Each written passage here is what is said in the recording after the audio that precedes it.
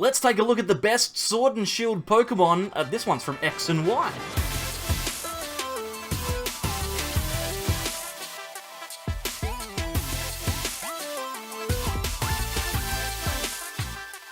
Welcome back everyone to more from the Sableyes. I'm Mitch, and today we are going to take a look at a very strong Sword and Shield Pokemon. It's Aegislash. Do you get it? Because it's a sword and a shield. That was a lame joke, but it's a decent list. This is it. It's over here. It's a very impressive one. Obviously, if you are looking for metal box decks, there are plenty of them floating around at the moment. This is just an interesting one so that I can show off both of these Aegislash. They've got a really interesting ability called Stance Change, which means that when you have one in play and one in your hand, you can elect to swap forms. So we've got the attack form here, which is a very strong attacker for 2 metal and a colorless. We deal 210 and then discard a couple of metal energy. We can swap that into the defense form Aegislash, which obviously very strong, has a very defensive attack. 2 energy, 70 damage, and we can't be hit by VMAX Pokemon next turn. Really cool interaction. Not necessarily top tier, but definitely fun. We're going to try and get them going with some Bronzong and some Zacian, just like a lot of other metal decks do. If you want to see the list, it's obviously on the screen right now. I'm going to keep trying this. We're going to see how it goes. And also, in the description, whilst you're down there, if you could like the video, that would be brilliant. We've got Chilling Rain stuff coming up this Friday, so if you aren't already subscribed, make sure that you are, because Friday is going to be a very exciting time. So, going first, we've got a pretty strong start in Zacian V, which is obviously a very good consistency card for these types of decks. But the rest of our hand is actually pretty garbage. We've got 2 Bronzor, a couple of energy, and a Rare Candy. So let's just attach to the Zacian, and then Intrepid Sword. Oh, an energy, that's good. Hopefully we can find ourselves something interesting soon, because otherwise we will be here for a long time. I've been playing this deck for a long time. I'm not enjoying it. Well, I mean, it's hard. When it comes to the fun ranking at the end of the videos, I usually kind of talk about the enjoyment that I've had playing it, but I've recently played a couple of metal decks, and this one is by far the worst. You'll see it in the grade, but when you're playing Scizor and you're like, Scizzor's a bit average, then you play Aegislash and you're like, oh boy, well, talk about average. This is fine, though. We've got ourselves an energy with which to attack, plus a Honedge, which is very good. No heads on the Crushing Hammer is fantastic. I'm always behind that. So we should be able to draw some cards here. That Marnie has well and truly saved us.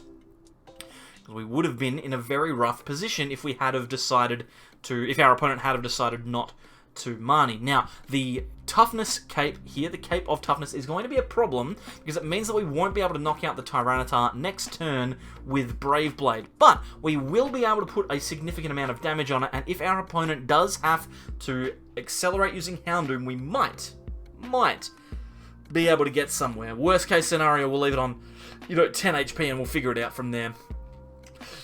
We'll wait and see. Things are a bit iffy. I'm not sure. It looks like they're going to be able to get their second energy, which is pretty frustrating, and they will probably be able to Cragalanche, to be honest. They're pretty frightening. They're going to be dealing 100 damage here with this Cragalanche, 60 plus 40, and they'll be discarding 3 cards from my deck, which I'm not a big fan of. So we'll wait and see what they end up going with. Looks like the Tyranitar build of this deck, they've got Dark Energy in there, so we're not going to be seeing any single strike Urshifus, at least I don't think so. Let's attach to the active regardless, then we can research. We'll see what we find. We actually find an Aegislash and a Rare Candy, but to be honest, I'm more interested in getting the Bronzong out here. It turns out we only have one of them, which is a little bit uncomfortable. I will throw the Bronzong down, then we can grab another Pokemon with Quick Ball. I think that getting another Honedge is not a terrible idea.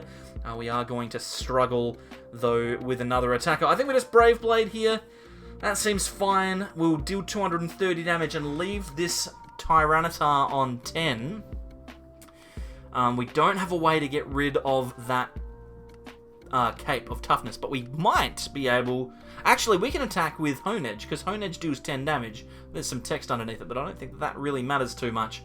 We're being Marnied here. Hopefully we get into another good hand like we did last time. So worst case scenario, we can actually just attack with the basic Honedge that's on the field at the moment, and we've got the energy to be able to do it, so that's fantastic. So worst case scenario, that's what they do. Unfortunately for us, oh my goodness, they use Single Strike Crush. Okay. You probably could have just used Crackerlanch there, my friend, but elected not to. That is okay by me. We've got the Honedge with the ambush attack, does 10 damage.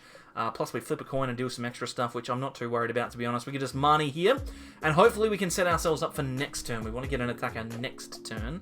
And look at that, we've actually got ourselves a Rare Candy and an Aegislash. We might, though, want to hold it.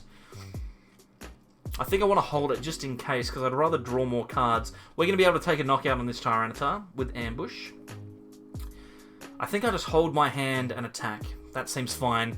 We flip tails, but it doesn't matter because this Tyranitar has 10 HP remaining. And the good thing here is that our opponent doesn't really have a strong second attacking option, which I do like. They could potentially attack with Houndoom, but if they do, they'll need to accelerate their last strong energy from the deck onto this Houndoom, as well as find an attachment. And they'll only be taking one prize, which is good. Hopefully we can get ourselves an attack this turn, though, to be honest, I'm not entirely sure. We do have the Pokémon to grab ourselves some consistency, either a Dedenne or a Crobat, plus we can Rare Candy, we can attach energy, but whether or not we'll be attacking this turn is another question. I'm not feeling super confident, to be honest, but you never know, these stranger things have happened. Stranger things have happened, and I would like to get an attack off with that stance change Aegislash. There's their knockout, so disappointing, but we have one prize attackers, that's okay. And a Marnie as well. Okay, let's attach to the active, then we can Rare Candy into the attack form Aegislash.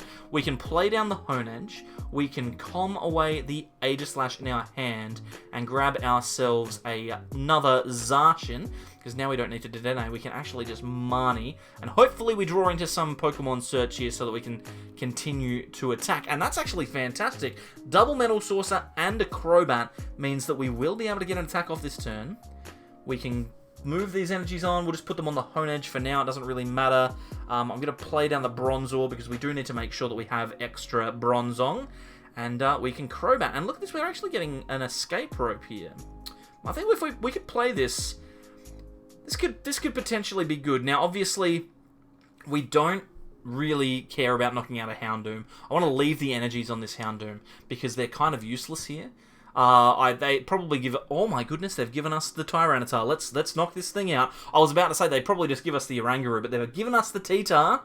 And so we can move our energies to this Zacian and then Brave Blade for knockout, which is way more than I was anticipating this turn. We will just Brave Blade, 230. This one doesn't have a big charm on it. Doesn't have a big cape, toughness, whatever. And we get 2 more prizes, and that's incredible. Couple of bosses in our hand as well. That's what we're going to need to knock out the Crobat on the bench for game. But the problem will be that we don't actually have a way to retreat. Top decking an Air Balloon would be fantastic. We'd be able to attack with Aegislash, but Marnie. Of course, Marnie. That's fair enough. That's fair enough. We have a big hand. It'll be fine. We've actually found a boss and a Doublade as well. Crushing Hammer. Heads. Okay, so the chances of us getting a knockout this turn have just become even smaller. But that's okay, because we don't actually need to take a knockout this turn. We can wait. If our opponent doesn't take a knockout on us this turn, we've still got 2 turns before we win this game, and they haven't. So, we are in a really, really strong spot. We top deck a Rare Candy as well, which is fantastic. Let's just turn this Aegislash into another attacker. I think the play now is to Metal Transfer our energies off of the Zacian, and then Intrepid Sword, hopefully. Hopefully everything works out. We can draw some cards here and get going. Intrepid Sword, we grab an energy, which is great, and an Air Balloon. So if our board stays the same, if everything is as it currently is, we'll be able to Air Balloon onto the active, retreat into the Aegislash and knock out the Crobat. To be honest, we can just move the energies to the Zacian and take the knockout next turn anyway, but I am expecting that they take a knockout on this Zacian, to be brutally honest. Like, they've got the energy acceleration to take the knockout. The question is just whether or not they can actually get there. But, hey, I think it's just showing off the power of cards like Zacian. Zacian's such a good card, in case you haven't noticed.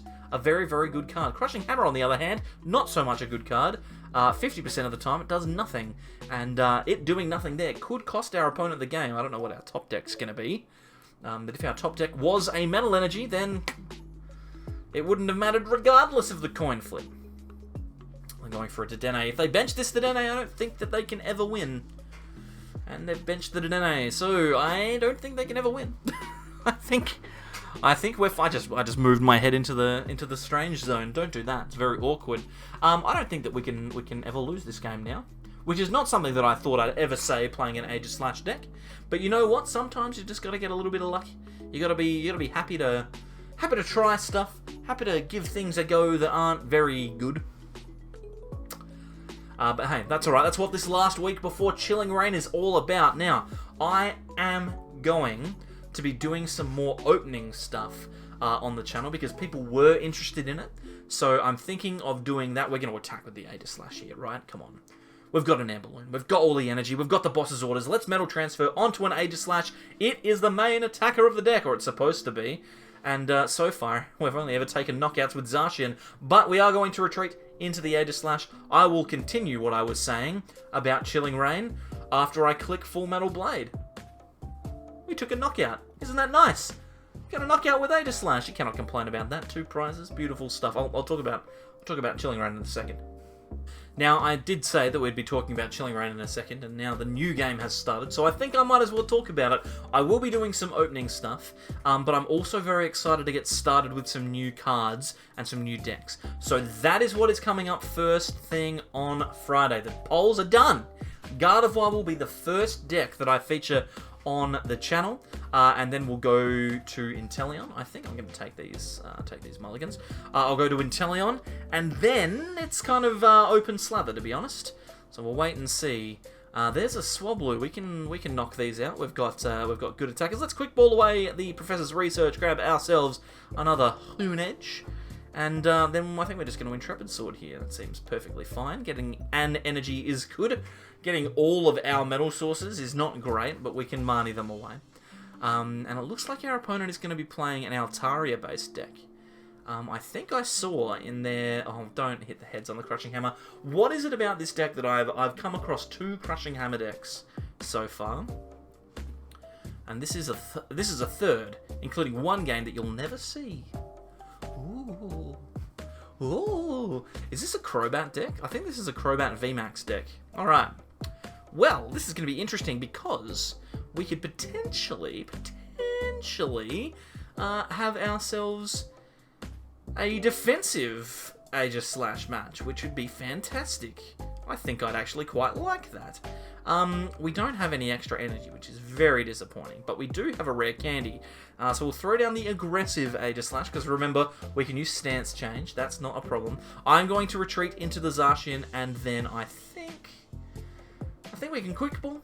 I think we can quick ball, grab ourselves maybe another Bronzor, just in case our opponent decides to gust it and knock it out. Then we can Intrepid Sword, and hopefully we can get ourselves some stuff. We've got a Crobat, and we've got a Marnie in hand, plus an energy on the Zacian. So we are almost ready to start attacking. The defensive, whatchamacallit? The defensive Aegislash. That's the name of the deck, Mitch, come on. The defensive Aegislash should be good. Because we will be able to potentially take some big knockouts, and our opponent's done not a lot here. We've got a boss as well. We could maybe hit into the Crobat if we want to. I'm going to quick ball and find nothing. Then I'm going to boss. I'm going to boss into the Crobat VMAX. They've got no cards in their hand. What are the chances of them top decking an energy out of 40 cards in their deck to try and get a knockout? Now, we don't actually have an attack. Oh my goodness, I can't believe it. We have the defensive Aegislash, which is good. We do have an attack. We can do some other stuff later. We can do some other stuff later. Doesn't matter. They won't get an energy. They won't get an energy. They got an energy.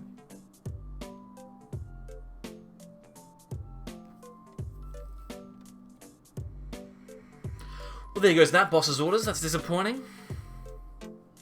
And we've got an energy. Oh well, let's just attach to the Aegislash now. We could have attacked last turn, but I was too trigger happy on the done. Let's attach the air balloon, which is what I should have done. Then we'll be fine. Did I already retreat? I can't even remember anymore. The world is very confusing at this point. I've played this Aegislash a lot. We didn't have an attack. We didn't have a Bronzong, Mitch. What are you talking about? Oh my god. Metal transfer. Oh, jibbity jillikers. So I intrepid sorted correctly. I just didn't have a thingamajig. Let's retreat into the Aegis. What is going on? Gigaton Bash, knock out the Swablu. This deck has broken me, ladies and gentlemen. I've played many a bad deck with this one, and I am in struggle street. Now, Gigaton Bash is brilliant here, because it means that we can't be damaged by the VMAX. They can stealth poison us, which means that they can get the poison, but they cannot deal any more damage than that. So we can at least guarantee that the Aegislash and the active survives for a bit longer. We'll attach, and then Gigaton Bash will take another prize, which is great news. And they can just keep dealing poison damage. That's not a problem from my point of view. If they keep giving us Swablus, then that's great. I mean, our opponent's not going to draw out of this, right? They're not just going to randomly get a research. They've got another energy. They've actually drawn 3 energy in a row. That's incredible. But yeah, the chances of them drawing... They've got 37 cards. The chances of them drawing into something good like a Professor's Research are super slim. So we're not super worried about it. Let's boss up the Crobat here. I am going to attach to the Aegislash. I could potentially attack with the other Aegislash, but I think I'm just going to deal the 70, because that means if we can find one more boss, then we can knock out with the Zacian, which would be very, very good. Obviously, we've lost those already, but our opponent's hand is dead, so we won't need to worry. They've found a Krogunk, that's nothing. We're going to lose the Aegislash here, but we can get ourselves another defensive Aegislash. We've got the attacker already. We should be fine. I'm back into it now. I'm finally understanding what's going on. I'm making bad decisions, but they end up being good. We can calm away the Zacian and get ourselves another defensive Aegislash. We've got the stance change ability that we can utilize, so let's use it now. We will stance change into the Aegislash that we just grabbed out of the deck. Then, we can attach an energy to the Zacian on the bench. Actually, what we should do is we should attach it to literally anywhere else, shouldn't we? Because I don't really want that Zacian to get gusted and knocked out and lose the energy. So I'll Metal Transfer and energy off onto the Bronzong. That seems fine. We can Gigaton Bash now, take the knockout on the Swablu. We have 3 prizes. That means one boss will win us the game, and our opponent is still bricking. And now that it's been 4 turns, I would not be surprised if they just grab a research and away they go, because that's usually how these things happen. Yes, there we go. Beautiful. Beautiful. Because usually, when your opponent's bricked for long enough, they just end up getting exactly what they need. To be fair, though, they did draw 4 energies in a row, plus a Krogunk. So I don't think I can begrudge them playing the game. It's fair enough, isn't it? They were allowed to play at some point. I just need to try and find the boss's orders. If I can find boss, then I will potentially be able to get myself an attack. But we'll have to wait and see. We will have to wait and see. Our opponent just keeps feeding us these Swablus. Num num num num num. Beautiful stuff. We can attach an energy, I suppose. Let's calm the Aegislash. Let's grab ourselves our other Zacian if we can. Because that way, we're not going to get just completely destroyed by a random gust. And then I think we can research, because we don't need these rare candies anymore. Nor do we need the metal energy. In fact, we can just throw them all down here. Let's play the escape rope. Let's see if our opponent is dumb and gives us the Crobat. They did it in the first game. They just gave us the thing that we wanted. Is it going to happen twice? They're thinking. They're thinking.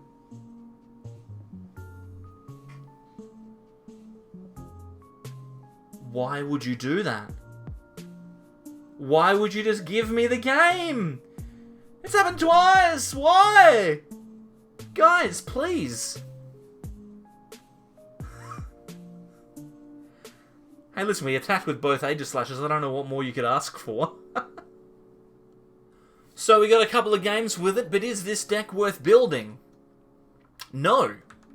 It's not very playable. It's a stage 2 metal deck that can't one-shot things. Gigaton Bash is really interesting, and the stance change ability is really cool. And it was a good fun video to make. Well, I mean, it wasn't fun to make, but it was interesting to make. But it's not playable. Consistency-wise, it's bad, because you need to get a stage 2 attacker out, and even then, it's not going to be able to take enough knockouts. You probably noticed that Zacian did most of the attacking in these games. Value-wise, it's a C.